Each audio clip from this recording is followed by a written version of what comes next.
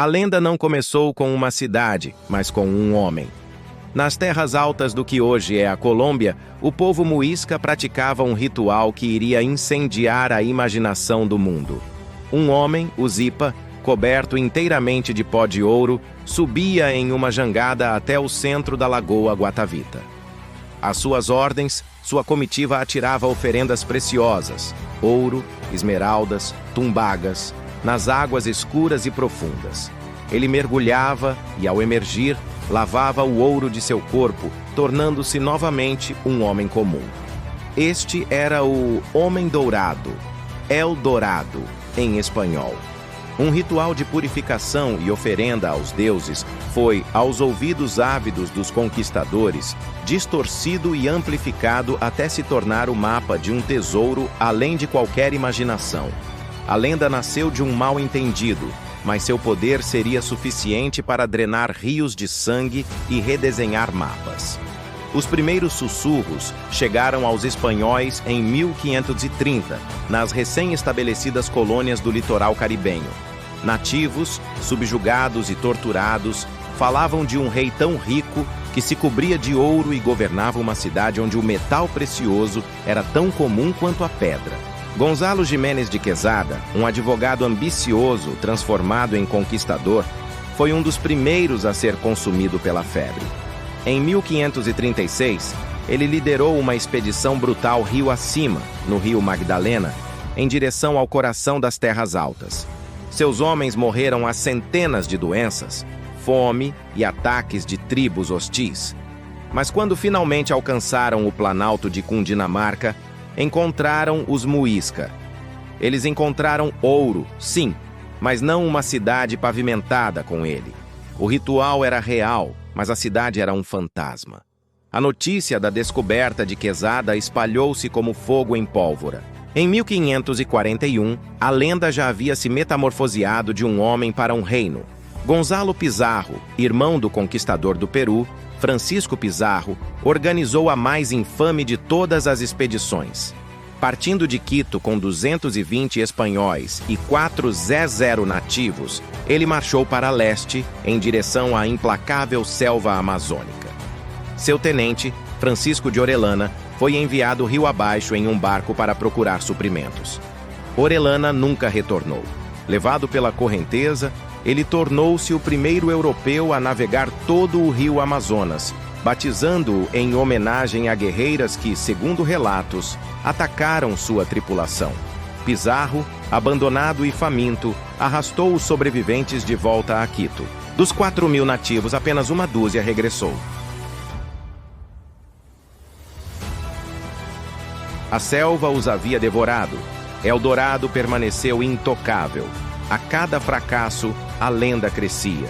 Ela mudava de forma, adaptando-se à ganância dos homens. Já não era apenas uma cidade, mas um império inteiro, chamado Manoa, supostamente localizado às margens de um vasto lago, o Parima, no coração da Guiana.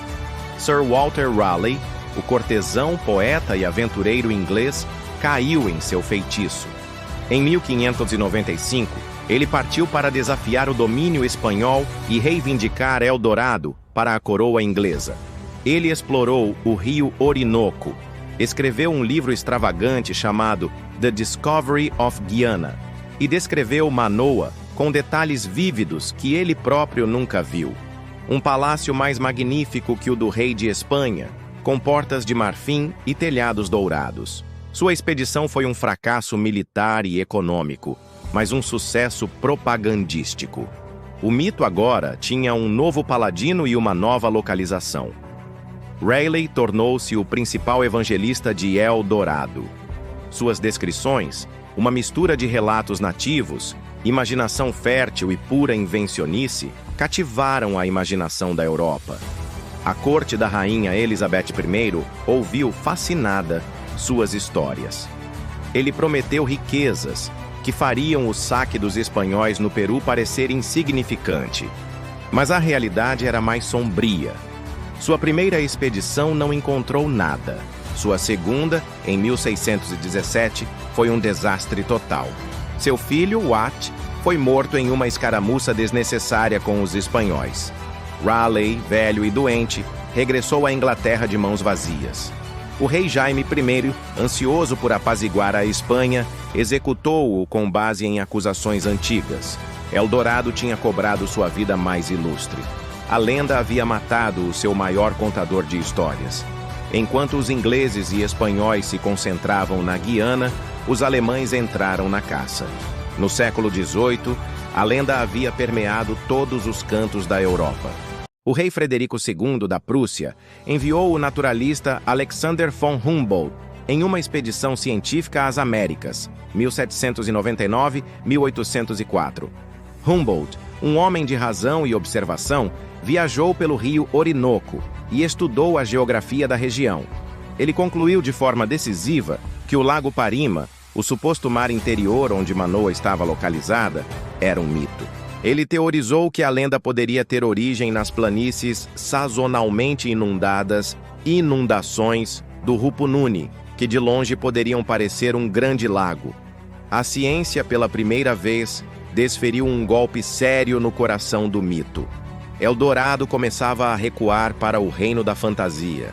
O século XIX viu a lenda transformar-se em literatura.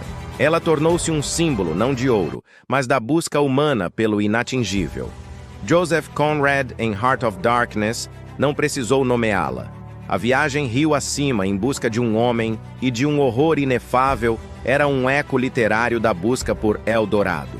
A cidade tornou-se uma metáfora para a ilusão, a obsessão que destrói os homens. Aventureiros do mundo real ainda a procuravam, mas agora eram figuras tragicômicas, como o coronel Percy Fawcett no século XX, que desapareceu na selva brasileira em 1925, procurando por uma cidade perdida que ele chamava de Zet.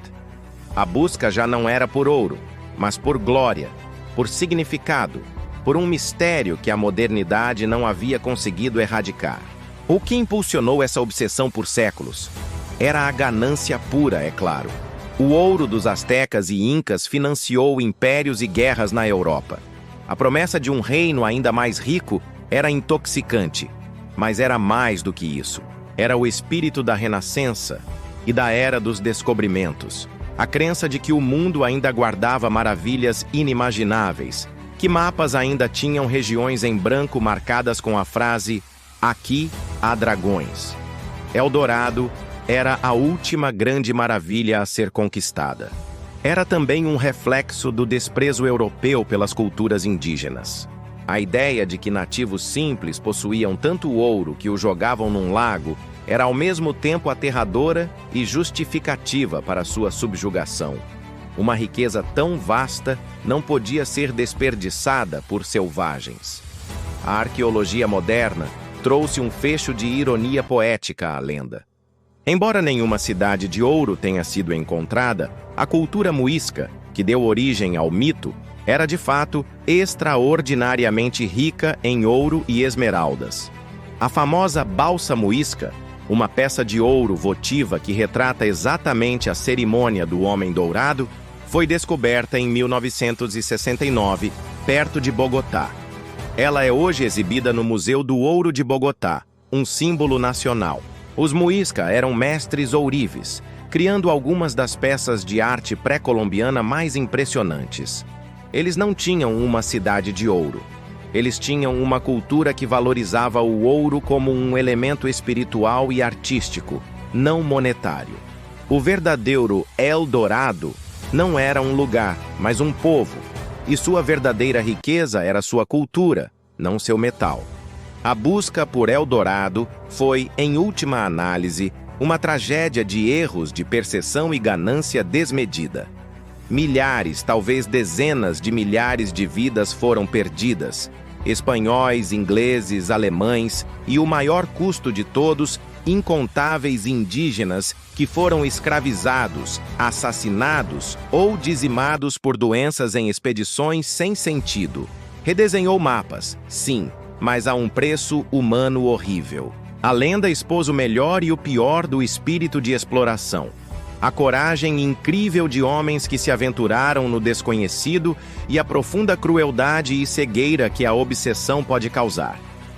Eldorado permanece como um monumento à capacidade humana de criar quimeras e depois destruir-se por elas. Hoje, o nome Eldorado sobrevive em todo o mundo. É o nome de cidades, condados, cassinos, shoppings e filmes. Tornou-se sinônimo de riqueza inatingível ou de uma busca fútil. A ciência mapeou a Amazônia com satélites, e não há cidade dourada a ser encontrada. No entanto, o mito persiste. Por quê? Porque Eldorado não é mais sobre geografia, é sobre psicologia.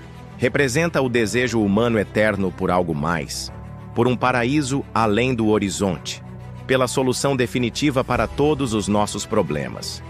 É a promessa de que a felicidade e a plenitude estão num lugar específico, se apenas pudermos encontrá-lo. A busca por Eldorado nunca terminou, apenas se internalizou. Todos nós temos o nosso Eldorado pessoal, o trabalho perfeito, o relacionamento ideal, a casa dos sonhos, pelo qual nos sacrificamos e que, muitas vezes, se revela tão ilusório quanto a cidade perdida. A lenda perdura porque é, no fundo, a história de nós mesmos. Eternos caçadores de um amanhã dourado que sempre se esconde atrás do próximo amanhecer. A água escorreu, revelando uma margem lamacenta e alguns artefatos dourados, tunjos, oferendas votivas em forma de figuras humanas ou animais, e uma esmeralda do tamanho de um punho. Foi um saque, mas uma fração do que esperavam. O leito principal do lago, um lodo profundo e traiçoeiro, permaneceu intocado. A ganância, no entanto, é persistente. Séculos depois, em 1898, uma companhia britânica tentou uma empreitada ainda mais audaciosa. Eles utilizaram bombas a vapor para drenar completamente o lago. A tecnologia funcionou, mas o lodo exposto rapidamente secou ao sol, transformando-se em um cimento impossível de escavar. Poucas relíquias foram recuperadas e a empresa faliu. O lago, cicatrizado pelas intervenções humanas, guardou seus segredos. Ele se recompôs, suas águas escuras escondendo para sempre a verdadeira extensão das oferendas, simbolizando a inutilidade de se forcejar a natureza para revelar seus mistérios. O mito, no entanto, transcendia um único lago. Eldorado deixou de ser um homem e se transformou em um lugar, uma cidade perdida, um reino. Sua localização migrou constantemente no mapa, sempre um passo à frente do explorador. No século XVI, Sir Walter Raleigh, o cortesão e aventureiro inglês, entrou na caça. Ele estava obcecado não apenas pelo ouro, mas pelo desejo de superar os rivais espanhóis e encontrar o império lendário para sua rainha, Elizabeth I. Em 1595, ele navegou pelo rio Orinoco, convencido de que Eldorado, que ele chamou de Manoa, ficava em um vasto lago no interior da Guiana. Ele escreveu um relato vívido e amplamente fantasioso, A Descoberta da Guiana, descrevendo uma cidade com telhados dourados que brilhavam ao sol, superando em esplendor qualquer corte europeia. Suas palavras foram um sucesso literário, mas sua expedição foi um fracasso prático. Ele retornou à Inglaterra com poucas amostras de minério e a firme, porém infundada, convicção de que estava perto. Anos depois, em uma última tentativa desesperada para restaurar seu favor real, ele partiu novamente. Seu fracasso culminou em sua execução por ordem do rei James I, tornando-o um mártir da própria lenda que ajudou a alimentar. O século XIX viu a lenda se transformar novamente, agora alimentada pela ciência nascente e pelo romance de aventura. Exploradores como Alexander von Humboldt percorreram a América do Sul, documentando sua geografia e cultura com rigor científico. Humboldt estudou o lago Guatavita e calculou com ceticismo que mesmo que todo o pó de ouro do ritual tivesse sido depositado por séculos, seu valor não justificaria a loucura despendida. Ele procurou por explicações racionais, mas mesmo ele não pôde evitar o fascínio do mistério. A era vitoriana romantizou a busca. Eldorado tornou-se uma metáfora para qualquer objetivo inatingível. um símbolo literário potente. Escritores como Arthur Conan Doyle, em O Mundo Perdido, e H. Rider Haggard, em suas novelas de aventura, usaram a lenda como pano de fundo para histórias de civilizações pré-históricas e cidades escondidas. A busca já não era mais apenas por ouro, era pelo desconhecido, pelo maravilhoso, por um mundo onde a aventura ainda era possível. Os mapas já não tinham mais regiões em branco, mas a selva amazônica permanecia vasta e indomada, um convite permanente para a imaginação. O século XX não pôs fim ao sonho. A lenda se adaptou, encontrando um novo lar no cinema, nos quadrinhos e na cultura popular. A figura do explorador intrépido, lutando contra cobras gigantes e tribos canibais em busca da cidade perdida, tornou-se um clichê adorado. No entanto, em meio a essa ficção, expedições sérias ainda partiam. Em 1925, o coronel Percy Fawcett, um explorador britânico experiente, desapareceu na Serra do Roncador, no Brasil, procurando por uma cidade antiga que ele chamou de Z. Ele acreditava que ela era a manifestação física de El Dorado, guardada por uma tribo avançada e secreta. Seu desaparecimento gerou manchetes mundiais e dezenas de expedições de resgate, nenhuma bem-sucedida. Fawcett tornou-se uma parte da lenda que ele buscava, um fantasma eternamente perdido na selva. Sua história provou que o poder de El Dorado não estava em sua realidade, mas em sua capacidade de consumir completamente aqueles que ousavam procurá-lo. Era um espelho que refletia de volta as obsessões de cada era. O que então resta de El Dorado hoje?